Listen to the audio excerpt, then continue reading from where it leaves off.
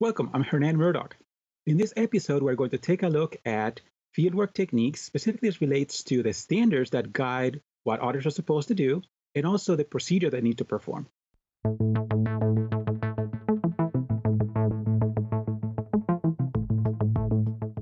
In this episode, we're talking about fieldwork, Kathleen, who is our subject matter expert. And we really need you to provide a little bit of clarity around certain things that are key to fieldwork, because that's a very important part of what we do as auditors. Isn't that right? Absolutely. Absolutely. Okay. So as relates to fieldwork, since a lot of the time is spent in that phase of the process, can you help us understand better what the standards say we're supposed to do? Sure. How about that? Let's start there. Let's start there. There are several standards that are really important, and just to review for our viewers, these standards apply equally to assurance engagements and to consulting engagements. They don't have a suffix, so each of them applies equally to the two different types of engagements. So 2300 basically says we must identify, analyze, evaluate, and document sufficient information to achieve the engagement's objectives. So in other words, to perform this engagement, we need to look for and find the evidence that's going to be persuasive, that's going to be enough. We need to look at enough stuff, whatever that might be. That's what Kathleen, one quick thing though, as we're looking at that standard 2300, it's not just to identify. There are a number of qualitative elements also mentioned there. Absolutely. So there's a whole set of things that you're doing. You're analyzing, you're understanding, you're studying it, you're documenting it. Mm-hmm. So there's a process embedded in that standard as well, right? Yeah. So we need to get enough to look at. So we often talk about scope being maybe a quarter, a period of 3 months, and over that period of 3 months, we identify information that gives us a substantive idea of what's going on with this area, process, or system. And you're absolutely right. And then depending on what it is, we analyze it, we evaluate it, and make a judgment in terms of how well this area, process, or system is working. Okay, great. Thank you. Okay, Sure. Go ahead. What other standards are relevant to this conversation? Okay, let's turn to the next item, 2310, identifying information. So we must identify sufficient, reliable, relevant, and useful information. Handily, we've got these 4 terms defined in a subsequent graphic. I'll wait till we get there to go through the definitions, but these 4 dimensions are really, really important. We can't say for sure that we have accomplished what we set out to do in terms of the engagement's objectives unless we have those 4 elements. We have to look at enough, again. We have to look at evidence that is reliable. So this is a bit of a teaser. I'm not going to define that here. Relevant, I think most of us understand what the term relevant means, that it relates to our purpose, it relates to our process. So we want to make sure we're looking at something that is meaningful. So what I take away from this standard is meaningful information that we can rely on as auditors to prove or disprove whether or not the system, process, or functional area operates as intended. Okay, great. Very good. And then it further goes to say in 2320 that we're going to base our conclusions and our results on the appropriate analyses and evaluations. So again, this ties to the previous 2 standards, that we're going to identify information, we're going to analyze it, we're going to evaluate it, and then we're going to document whether or not the system, process, or functional area is operating as intended. So these dovetail together. They all have to be present for us to feel confident that we've done the job that we've been tasked with doing. Well, one of the ways that I think of this is also that the internal auditor needs to do work that can be defended. So you did thorough work, you did a proper analysis of that, So you have enough documentation or data, you talk to enough people, and you analyze all of this information. You came up with a conclusion, and if anyone questions you on it, you can defend the results of your testing, your procedures, your work, your logic. So it's defensible. So I think that is one way to kind of think of all of these elements and put them together in a way that we can then go forward with all of this. So this is very helpful in terms of understanding not only what the words say, but also what they mean. So let's go back to what you mentioned earlier in terms of evidence and the qualitative aspects of evidence. So what makes good evidence? Well, this really dovetails to the point that you just made. Sufficiency, factual evidence, evidence that is convincing, and this phrase is what matters. Not that a prudent, informed auditor would reach the same conclusions, but that a prudent, informed person. So a lay person should be persuaded that we reach the proper conclusions based solely on the evidence that we created or collected, and that it is factual, that it is it's adequate, that there's enough. So, for example, we talk about statistical and non-statistical sampling. If we were looking at a period of time where there were 5,000 transactions and we only looked at 5 of them and based our conclusions on that, I would not say that that's very convincing. It falls short of what one might expect. Now, this is also another argument for 100% testing. So you test the whole population. So statistical is more persuasive than non-statistical sampling for all intents and purposes. But then 100% testing, where you tend or are close to it. And sometimes I qualify my statement around 100% testing because in my experience, you usually find some records that are not usable for whatever reason. Right. But I usually use the expression 100% testing. So when you do that, then there's no argument. You cannot say, well, I tested these many transactions out of the population, and then you try to extrapolate and try to interpret what that means. You tested all 75,000 of them. This is what's there. Right. And I've found in my experience that is far more conclusive. And of course, it gets to the heart of this concept of sufficiency, which is, did you look at enough records or did you talk to enough people? Right. Yes, we did. Yes, we did. We talked to everybody. We talked to everybody who touched that thing, whatever it was. Yep. Exactly. Absolutely. So how about that second attribute? Tell us more about that one.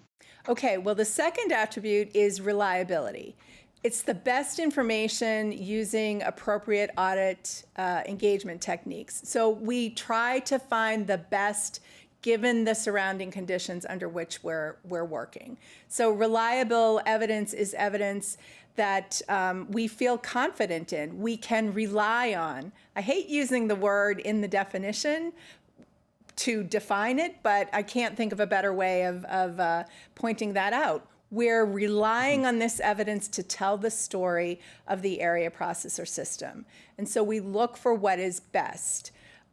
This is another spoiler for another episode. We will talk about degrees of reliability in a subsequent episode, and that really comes across in that episode. But reliability is still important.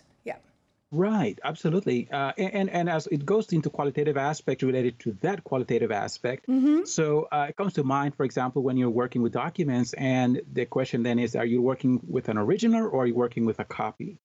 Are you working with a recent document or an old document? So usually the original is better than the copy, and a more recent document usually is better than an older document. Right. But I remember the first time I was exposed to the exception to the rule, and one exception was, for example, when you have a document that documents the acquisition of an asset.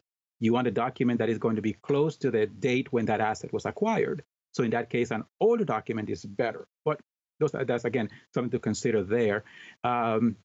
Is it firsthand information that you got, or is it hearsay? And we know that there's some issues with hearsay. They may have misheard it, misunderstood it. They may be recalling it incorrectly. So is it a firsthand account, or did you hear it from someone else? Those kinds of things are some of those attributes around reliability. Absolutely. So very important to keep that in mind as well. And another one that's important, since I'm talking so much about data, is did you extract the data, or did someone extract it for you? And if so, can you, let's say, trust the person not to have manipulated the data? Exactly. So did they just do an extraction, and did you get the files just the way they came out, or were they massaged in any way, in which case something could have happened to some of those records. Right, right. Right. I always ask for and really try to be very persuasive about seeking my own data and seeking my own documents. You know, people can be very protective about their domain, and I do appreciate that. But you're absolutely right. In terms of reliability, I can say I took this and I did this with it. So that that makes a big difference in terms of whether or not you can rely on it. I remember a few instances where I requested data and I'm waiting for it. And, you try to keep up with it because you're audited depending on it. So I reach out and I ask, how's my data coming along? Is it about to go, you're getting ready to send it? And a few times they'll say, oh, I'm almost done. I'm almost done fixing it for you or something to that effect. And of course, I'm saying, wait a second, what do you mean by that? Oh, I'm just putting the right headers and the right footers. I'm subtotaling it for you and getting rid of things that you don't need. I need it all. Saying, just send me what you have. Yeah. Don't worry about it. I'll clean it up if necessary. And if I have questions, I'll get back to you. But just send it the way it came out of the system. Because anytime they do any kind of work on it, then you run the risk of things being removed from it. Intentionally or unintentionally. So it's not a matter of malice, but in some cases, a good intention reduces the reliability of the data because of what they did to it. So some of those memories I keep coming back to me. Well, actually, that reminds me of advice I got from a former boss about not reading a document, like when you're looking at invoices, not reading it to start with, but change the if you get it through a download, don't read it first. Change the orientation and see how information is laid out on a document that you know to be reliable. And then you'll notice if there are any anomalies with how information is laid out in subsequent examples. So because if we read it straight on, we'll become blind to some of the things that might be right there for us to be attuned to. Great tip. I like it. Thank you. Yeah, good. Very good. How about the third element that we were talking about? Well, the third element is about relevance. So it is evidence that supports our observations and recommendations and is consistent with the overall objectives. So if let's say our objectives, the scope period is a particular quarter, evidence of a period before that or after that isn't really relevant unless it has some critical linkage to something that happened within that quarter. So we want to think about how does this support observations? How does it shore up the case for whether or not something needs to change and the reasons why something might need to change? That's what I would point to, particularly in relevance. And finally, is connected to what you are supposed to do, right? Yeah, exactly. That's one of those things that can also link back to scope creep, where you're starting to drift off. And one of the things that I've told my teams over the years is I appreciate your curiosity and keeping your eyes and ears open. If you see something that doesn't look right, do tell us about it. But at the same time, don't just run off and do things that are not related. And then, of course, burn the budget in the process of chasing things that are not really connected to what we're supposed to do. But do have a communication mechanism so they bring it to you, because what they're seeing could be important. And my advice has been, we may decide to rearrange the audit program to incorporate that if we need to change the objectives because this looks like a big deal, or we may need to bring additional resources to the engagement so that they can help us incorporate that now looks like a big thing to look at, or we're going to look at it later. So we can make a decision. So I don't want to discourage that observation and bringing what looks like a risky dynamic to the table, but at the same time, we need to make sure that we're still within the confines of what this engagement was about. So is it relevant? Let's start from there. Right. Yeah, good. Right, and they have to reflect back on the objective. They have to reflect back on the where or the when of the scope. They have to, and then they have to make sure that the steps that they're following and the evidence that they're collecting is aligned with that program that's been laid out for them. And as you said, it's It's possible that that there's something there that needs to be altered, but we don't want them going off willy-nilly on interesting lines of inquiry that are not consistent with the objectives of the audit, for sure. Exactly. So tell us about useful. What's that all about? This one is a little harder. It's anything that helps the organization meet its goals.